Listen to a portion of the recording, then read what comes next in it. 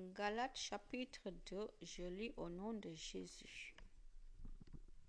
L'accord des apôtres à Jérusalem. Puis, 14 ans après, je suis retourné à Jérusalem avec Barnabas. J'ai pris aussi Tite avec moi. J'y suis retourné parce que Dieu m'avait dit de le faire. À Jérusalem, j'ai présenté aux chrétiens la bonne nouvelle que j'annonce à ceux qui ne sont pas juifs. Je l'ai aussi présenté aux responsables de l'Église dans une réunion à part.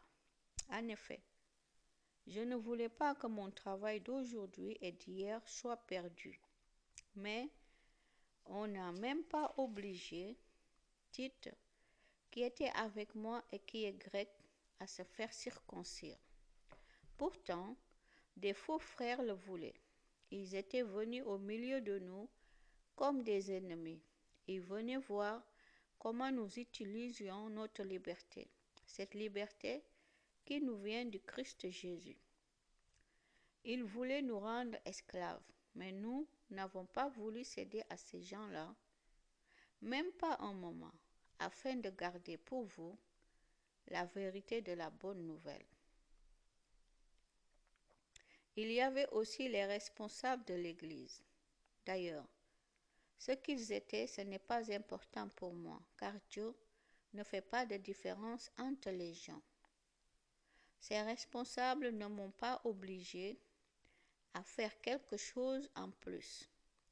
Au contraire, ils ont vu ceci. Dieu m'avait demandé d'annoncer la bonne nouvelle à ceux qui ne sont pas juifs, et il avait demandé à Pierre de l'annoncer aux juifs. Dieu a fait de Pierre l'apôtre des juifs, et il a fait de moi l'apôtre de ceux qui ne sont pas juifs. Jacques, Céphas et Jean sont considérés comme les chefs de l'Église. Eh bien, eux, ils ont reconnu le don que Dieu m'avait fait. Ils nous ont tendu la main à moi et à Barnabas pour montrer qu'ils étaient d'accord avec nous. Nous devions partir vers les non-juifs et eux, ils devaient aller vers les juifs. Ils nous ont seulement demandé de nous souvenir des pauvres de leur Église, et je l'ai fait de tout mon cœur. À Antioche de Syrie, Paul fait des reproches à Céphas. Mais quand Céphas est arrivé à Antioche de Syrie, je me suis opposé à lui devant tout le monde parce qu'il avait tort. En effet, avant l'arrivée de certaines personnes proches de Jacques, Céphas mangeait avec les frères qui ne sont pas d'origine juive.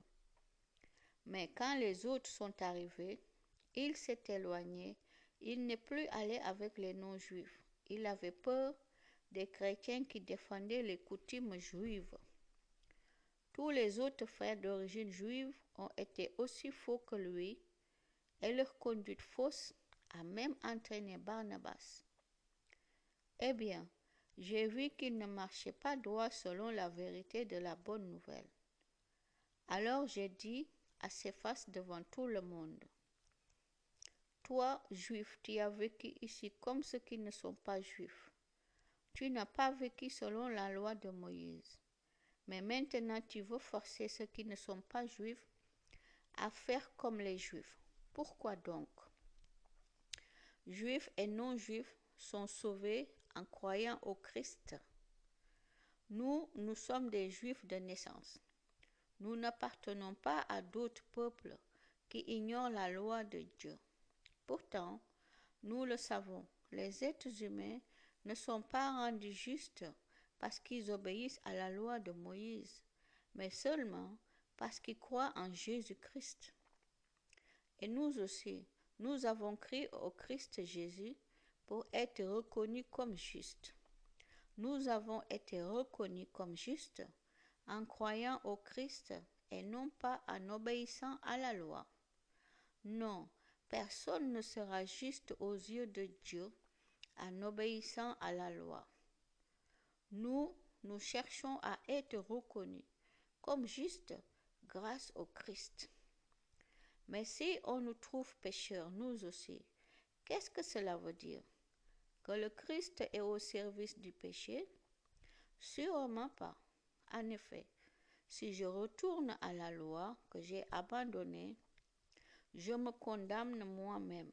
Mais c'est à cause de la loi que j'ai cessé de vivre pour la loi. Tout ceci est arrivé afin que je vive pour Dieu. Avec le Christ, je suis mort sur la croix. Je vis, mais ce n'est plus moi qui vis. C'est le Christ qui vit en moi. Maintenant, ma vie humaine, je la vis en croyant au Fils de Dieu qui m'a aimé et qui a donné sa vie pour moi.